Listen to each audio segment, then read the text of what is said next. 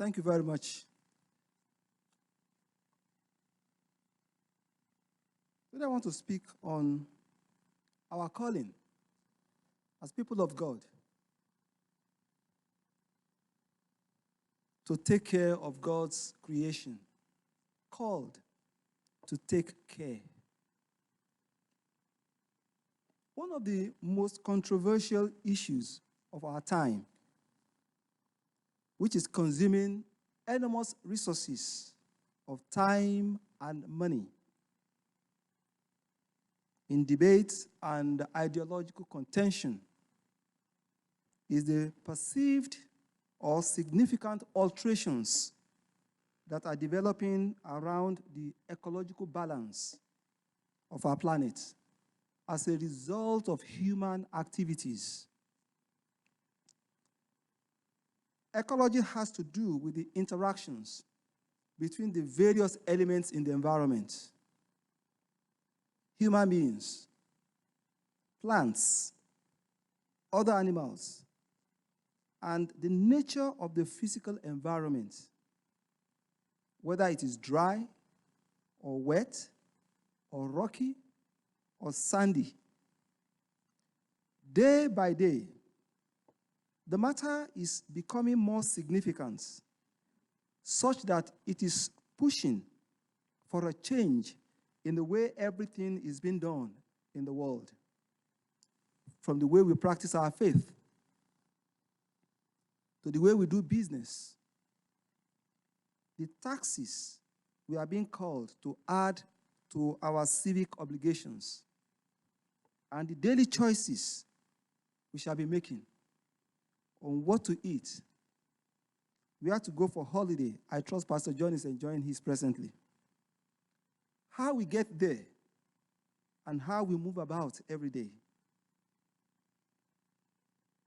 Presently, depending on the theological tradition to which each of us belong, in the wide spectrum of Christian movements, some of us have taken our positions in the debate. Some of us are well acquainted with what is going on. Some of us have chosen not to be attentive to the discourse. Some of us are irritated by the development as a manifestation of neo-paganism, revival of paganism, because of emphasis on the environment. Some of us are probably oblivious of what is going on beyond the controversial pipeline Alberta province want to expand, to the west coast. Depending also on the political leaning on some of us, whether we belong to the right or to the left of the global political economy. Some of us see the development as obstructive of progress, while others see it as a necessary caution on our consumption of goods and services. In the majority world of the global south, Africa, Asia, South America, and the Pacific, where the impacts of ecological change are threatening societies and cultures, ordinary folks continue their daily activities. Even though they are aware of the changes taking place in the natural environment around them, many remain oblivious of the reason why their rivers and streams are drying up, why their islands are shrinking by the day, and their coastlines closing up on them. They do not understand why new pests are attacking their farms and the crops, and why the seasons appear to not follow the regular pattern of the past. Even national governments continue to build and project their economic plans based on the extractive industries of fossil fuel, logging, with its implications of deforestation, mineral mining, with the accompanying use of poisonous chemicals that eventually find their ways into water bodies on which humans depend. Think of the implications for global health burden. We can speak on and on the state of affairs and what bodies and movements are competing to support or deny what is happening. But that is not our concern this morning. Our concern is to appreciate the issues going on around us so that we can be faithful witnesses to the truth that has been committed to us. This is important because the Christian faith was once implicated in the debate on why the world's ecological conditions deteriorated. An American scientist named White Jr. wrote in 1967 that Christianity's dominion theology is responsible for the triumph of science and technology in the world. And since Christianity shaped Western civilization that promoted science, the faith of the church cannot be exonerated from our present environmental crisis. In his words, what did Christianity tell people about their relations with the environment? Christianity inherited from Judaism not only a concept of time as non-repetitive and linear, that is progress, but also a striking story of creation. By gradual stages, a loving and all-powerful God had created light and darkness, the heavenly bodies, the earth and all its plants, animals, birds, and fishes. Finally, God had created Adam, and as an afterthought, Eve, to keep man from being lonely. Man named all the animals, thus establishing his dominance over them. Take note of the word dominance. God planned all of these explicitly for man's benefit and rule. Take note of that word again, rule. No item in the physical creation had any purpose save to serve man's purposes. And although man's body is made of clay, he is not simply part of nature. He is made in God's image. Ellen White then declared that in its Western form, Christianity is the most anthropocentric, that is, human-centered religion the world has seen. Man shares in great measure God's transcendence of nature. Christianity not only established a dualism of man and nature, a separation of man and nature, but also insisted that it is God's will that man exploit nature for his proper ends. In other words, Christian dominion theology is the culprit in our modern ecological crisis. Our science and technology have grown out of Christian attitudes towards man's relation to nature, which are almost universally held, not only by Christians and neo-Christians, but also by those who fondly regard themselves as post-Christians. What we do about ecology depends on our ideas of the man-nature relationship. And then he concluded his critique. The present increasing disruption of the global environment is the product of a dynamic technology and science which are originating in Western medieval world. The growth cannot be understood historically apart from distinctive attitudes toward nature which are deeply grounded in Christian dogma. The fact that most people do not think of these attitudes as Christian is irrelevant, according to Ellen White. He said no new set of basic values has been accepted in our society to displace those of Christianity. And so we shall continue to have a worsening ecological crisis until we reject the Christian axiom that nature has no reason for existence save to serve man. I'm wondering how you are feeling now. If you are like me, you will be angry at this blasphemy the first time you hear it. Several people have reacted to White's thesis, and the first Christian man to do so was late Francis Schaeffer, who responded in his work, pollution, and the death of man. He argued that the faith of the church does not endorse the abuse of nature, but that the unfolding ecological crisis was emerging as a result of Western civilization's abandonment of its faith. Other writers, Christians and non-Christians alike, have critiqued Lynn White, especially for not recognizing the cultural change in Western world that promoted secularism and made commodity of God's gift in nature. It's not only Christians who have, seen the loophole in his arguments or lack of objectivity, but even non-Christians. Now, there is no doubt that we live in a world in which the faith of the church has come under attack from every angle, including from within. Lynn White himself was a regular church worshiper, for your information. But the question comes to us this morning: how do we as individuals understand the world around us? The book of Genesis tells us in chapter 1, verses 26 and 27, that humanity was the last to be created in the sequence of creation.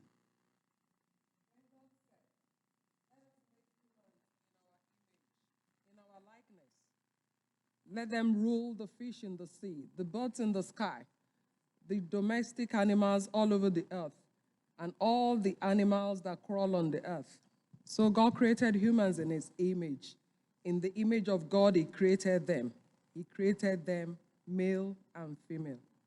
Yes, we acknowledge that the world is created by God. We believe we have a special place in the heart of God, being created in his image. And there's no apology about that. We believe that and we affirm that. We are privileged to exercise rule over his creation. But what does that mean to us in the choices that we make each day? Especially the way we use our opportunities, the resources available to us, and the relationships by which we shape one another. That is the question we need to ask ourselves. This is the crux of the matter. There is a segment of the church today, true to Lynn White's critique, that preaches what is popularly called dominion theology.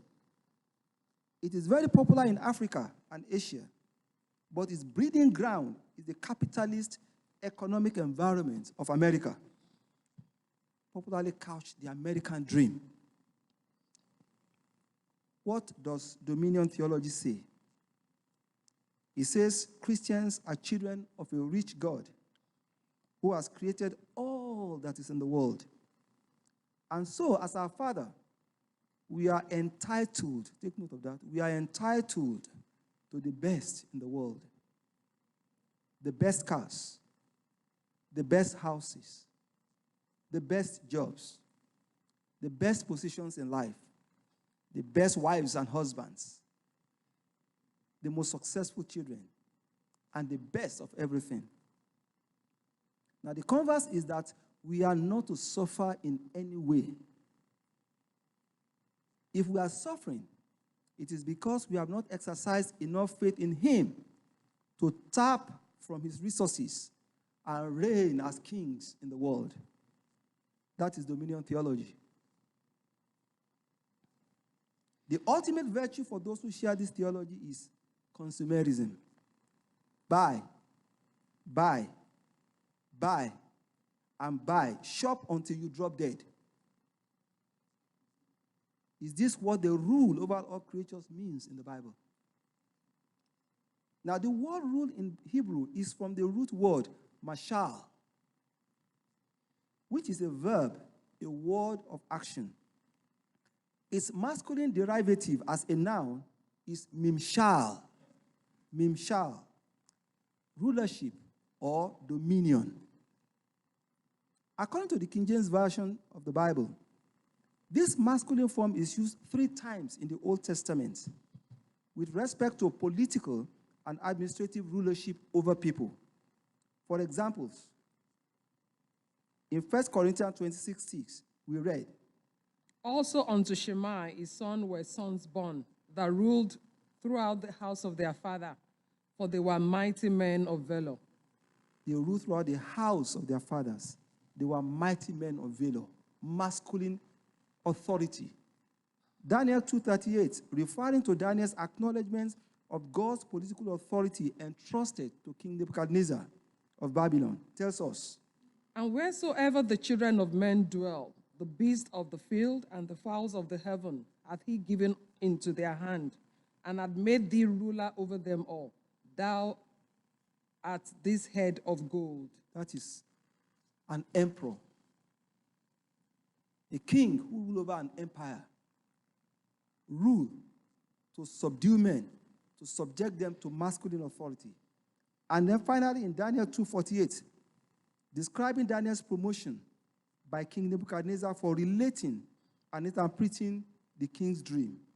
Then the king made Daniel a great man, and gave him many great gifts, and made him ruler over the whole province of Babylon, and chief of the governor over all the wise men of Babylon. These are the three examples of rulership used in the masculine form in the Old Testament. The same root word, mashal, is used in our text, but in its feminine gender, mim shalom. It is used this way in a total of 16 passages in the Old Testament. That should not surprise us, as it is consistent with the very first two verses of the book of Genesis, where we are told that the Spirit of God brooded over primeval chaos.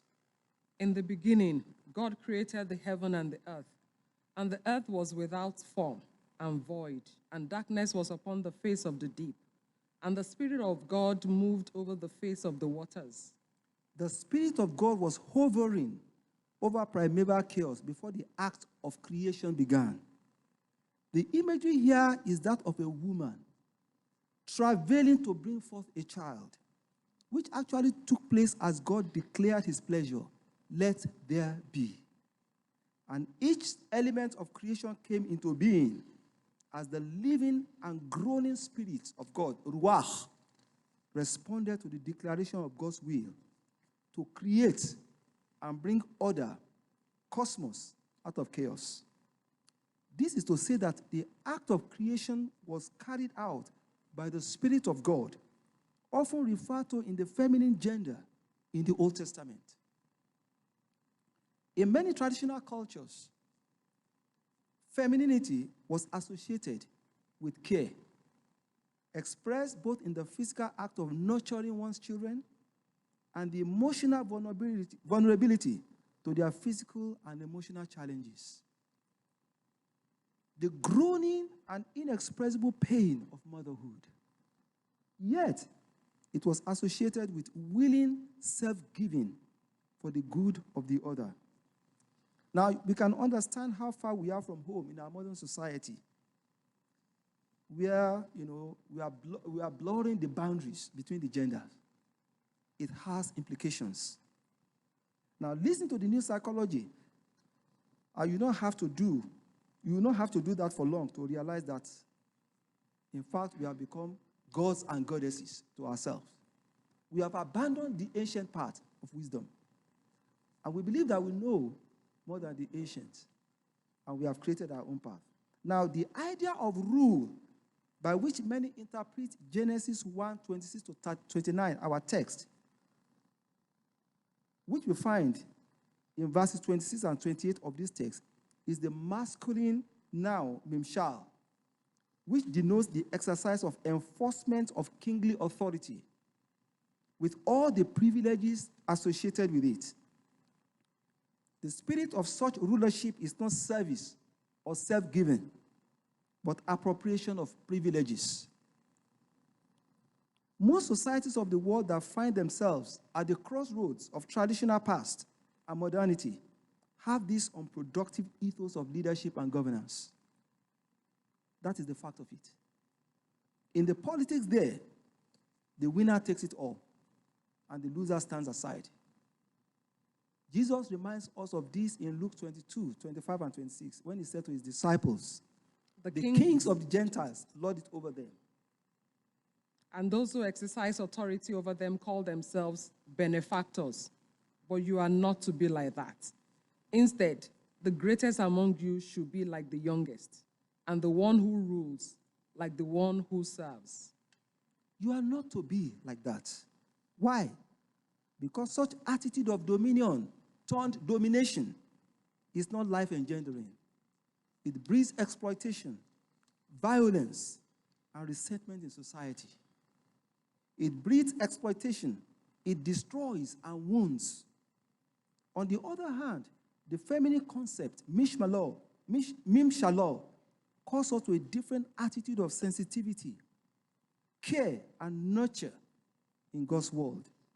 By God's word, the scripture refers to human and non-human elements that constitute the world in which we live.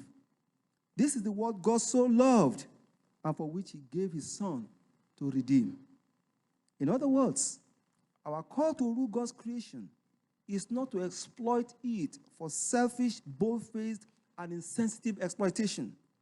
Rather, like a sensitive mother, we are to care for it in a sensible stewardship. We are to take care of God's word as we received in the primal blessing and responsibility stated in Genesis 1:28. Be fruitful and increase in number. Fill the earth and subdue it. Rule over the fish in the sea and the birds in the sky, and over every living creature that moves on the ground. I like the King James Version of this text. Be fruitful and multiply. Replenish the earth. To replenish is to fill back. It implies that there will be a wearing out. There will be a use that diminishes. But that wearing out must be made up for by filling back so that life can continue to flow and the system can continue to function at optimal capacity. In other words, as stewards and stewardesses of God's beautiful creation, we are to keep the flow of life sustainable.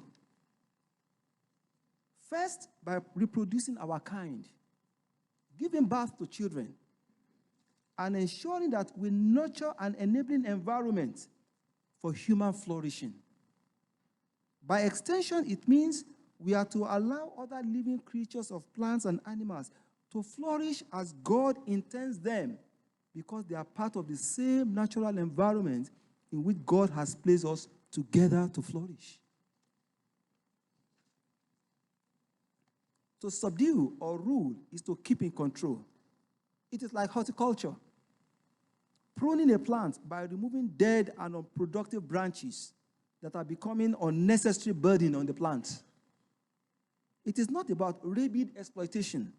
Again, the aim is to ensure that it is fruitful at its best capacity. Note that this assignment is from the very beginning. The mandate to nurture and to take care, it was before the fall, meaning that the need for sensitive intervention was not occasioned by the fall of man, by sin. It was part of the primal assignment from the very beginning. It was in the nature of things from the beginning that creation will go wild if human beings do not play their part in the ecological process. It was God's double strategy for his creation: to keep it informed and to occupy humanity with noble engagement that will make his character as God's image bearer to flower.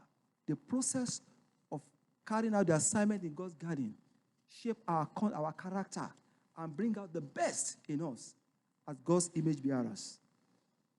The question again, what does this mean for us today? We live in a seriously dysfunctional cultural environment. Call it capitalism or globalization.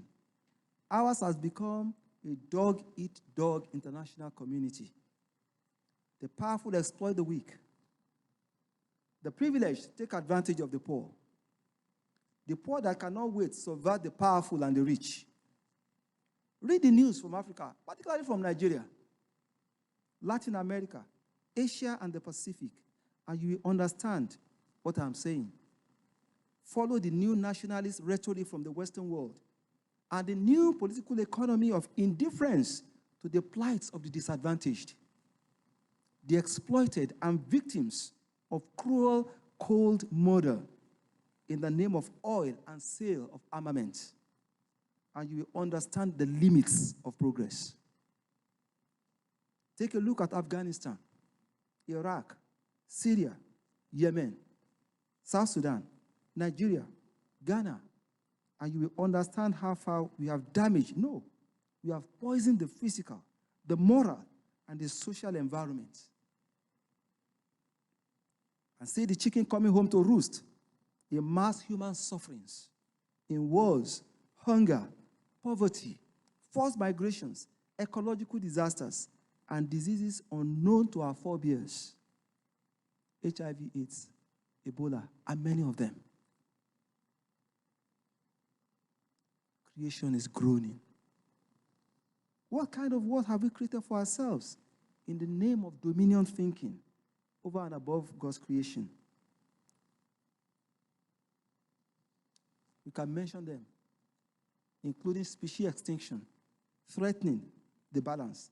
The reality on ground is very complex, we must admit. We find ourselves in that complex economic and social web. We are intricately involved so much that even if at all we know exactly how we consciously contribute to the exploitation of the weak and the disadvantaged, it will take uncommon courage to dissociate ourselves. And that is if it is possible at all. Because then you will keep away from almost everything. Take, for example, one of our most cherished and widely consumed foods, banana. What do we know about the industry? The wages the workers are paid, the deforestation in Costa Rica, and the use of pesticides that accompany the involvement of big businesses in its planting. Even if you have an idea, you cannot stop eating banana. This is the reality of almost everything with economic value in our planet today, including water. It has been said that the wars of the future will not be fought over politics and territory, but over water. Because many of the great natural aquifers of the world are being depleted at a very fast rate. We can attempt to list almost everything that our unjust global economic relations has commodified. But the ultimate question is, what are we expected to do? In what way can we minimize our own impacts? Our calling in the world is to model an alternative society as people of God, marked by a just and equitable value system. How do we do that? I have 4 suggestions quickly. Number 1, we need to be informed and understand the times. We need to be informed. We can't continue to be indifferent. Nature is not something outside there. We are part of the ecological environment. And so we can't just tinker with it, as some scientists are wont to do at no cost to ourselves. Physically, we are from the earth. It is in us. It is with us. We are an integral part of it. God is also in it as the one who holds everything together. Paul tells us in Colossians 1:15 and 17, when he writes that the Son, that is Jesus, is the image of the invisible God, the firstborn over all creation. First in him all things were created, things in heaven and on earth, visible and invisible, whether thrones or powers or rulers or authorities. All things have been created through him and for him. He is before all things, and in him all things hold together. Look at the emphasis on the totality of creation as being within the ambit of the person of Jesus. Nothing is outside. 5 times in these 3 verses, we find the emphasis on all things. The climax of Paul's submission here is that in Jesus, all things hold together. Everything. Despite their differences in substance and function, they cohere. That is, they are bound together. They bind together in Jesus. The harmonious ecological functioning of the entire creation is the work of sustenance of Jesus. This awareness calls us to acknowledge that there is really nothing secular. There's nothing secular in the world. In our human categorization, we say, oh, this is not spiritual. No! Everything is spiritual. Everything is sacred because the issue from God. If we treat everything as a commodity, as our global culture is doing today, we disrespect the Creator. We need the sensitivity to discern when popular culture around us treats God's noble creation, human and non-human, with indignity by commodifying them and exploiting them with indifference to the consequences. We must be informed and understand the times. Number 2, each of us need to decide where we want to be in the scheme of things. We have the choice. We cannot just be flowing with culture around us, remaining indifferent when God's creation is being abused. Will our choice be informed by the primal mandate to nurture and care for God's creation? Whatever that means, in the specific situations of each of us, we are in different circumstances of life, and no one can really decide for another person. Each of us has to discern what it means to care for God's creation in family life, in life's vocation, in the choices we make daily, what we buy, and why we buy them. Some things we acquire come at prohibitive cost to the environment. That is the fact of it. And whether we want to continue, to be the end users, of those prohibitive products, we have to decide ourselves. And nobody can stand in judgment over another person to decide, because everyone has to take this decision in good conscience before God. It is personal. Number 3, set your eyes on the future in which God has promised to heal creation. We sang that this morning. When he will make all things new, as Paul tells us in Romans 8:18-25. I consider that our present sufferings are not worth comparing with the glory that will be revealed in us. For the creation waits in eager expectation for the children of God to be revealed. For the creation was subjected to frustration, not by its own choice, but by the will of the one who subjected it, in hope that the creation itself will be liberated from its bondage to decay and brought into the freedom and glory of the children of God. We know that the whole creation has been groaning as in the pains of childbirth, right up to the present time. Not only so, but we ourselves, we have the first fruit of the Spirit, groan inwardly as we wait eagerly for our adoption to sonship, the redemption of our bodies. For in this hope we were saved. But hope that is seen is no hope at all. Who hopes for what they already have? But if we hope for what we do not yet have, we wait for it patiently. Yes, he will come and save us. He will save us with other elements within the creation. Long before Paul penned this insight, Prophet Isaiah foretold the future when creation will be fully reconciled. In his words, in chapter 11, verses 6-9, he wrote, "The wolf will live with the lamb, the leopard will lie down with the goats, the calf and the lion and the yearling together, and a little child will lead them. The cow will feed with the bear, their young will lie down together, and the lion will eat straw like the ox. The infant will play near the cobra's den, and the young child will put his hand into the viper's nest. They will neither harm nor destroy on all my holy mountain, for the earth will be filled with the knowledge of the Lord as the waters cover the sea." Yes, he's going to reconcile all. And take note also that Yahweh described what he intends to do in the coming Messianic age, according to the same prophets. "For ye shall go out with joy and be led forth with peace. The mountains and the hills shall break forth before you into singing, and all the trees of the field shall clap their hands. Instead of the thorn shall come up the fair tree, and instead of the fair shall come up the myrtle tree, and it shall be to the Lord for a name, for an everlasting that shall not be cut off. And of course, the revelation of John the Elder, chapter 22, verses 1 to 3 tells us that just as we started out in the garden, we shall resume our bliss in God's restored garden of Eden. Then the angel showed me the river of the water of life, as clear as crystal, flowing from the throne of God and of the Lamb down the middle of the great street of the city. On each side of the river stood the tree of life, bearing 12 crops of fruit, yielding its fruit every month. And the leaves of the tree are for the healing of the nations. No longer will there be any curse. The throne of God and of the Lamb will be in the city, and his servants will serve him. The bottom line in all this is that redemption is not just about us human beings.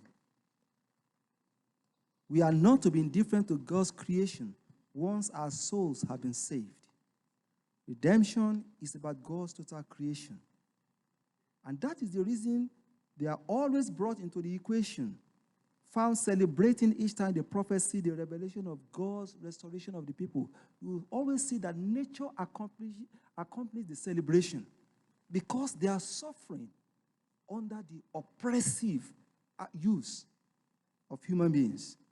Yes, as the most gifted of all God's creation in knowledge and capacity, and being profoundly created as God's image bearer, we are unique, we are privileged. And Lynn White has better accepted that. That is the fact of the matter. But we are still a part of a whole that God so loved and gave his best. There we trivialize such a beautiful, delicate creation. And finally, as we set our eyes on God's promised future restoration, let us heed the word of Prophet Micah, chapter 6, verse 8. He has shown you, O mortal, what is good. And what does the Lord require of you? To act justly, and to love mercy, and to walk humbly with your God. There is pain in our world.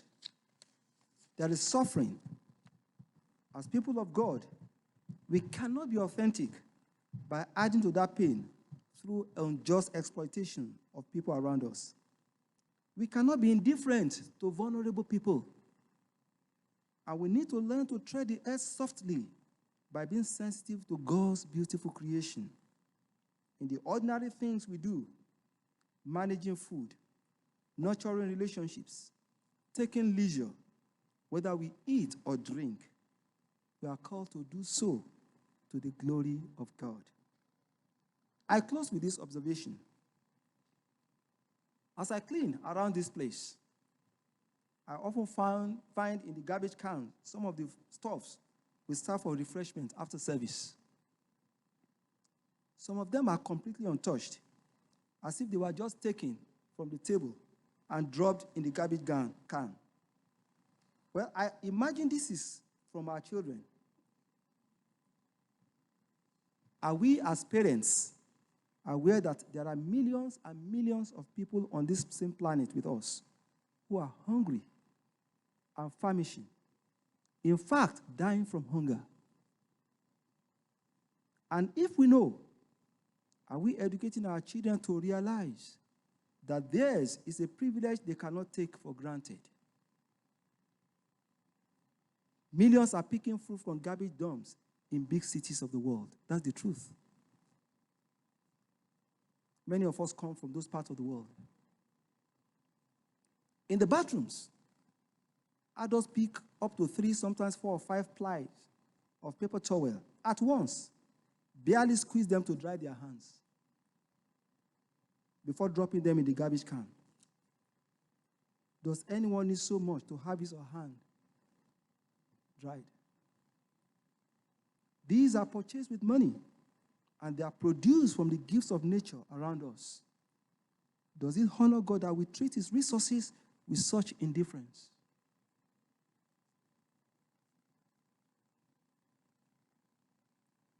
How do we use water and energy in our homes? Is our church building energy efficient?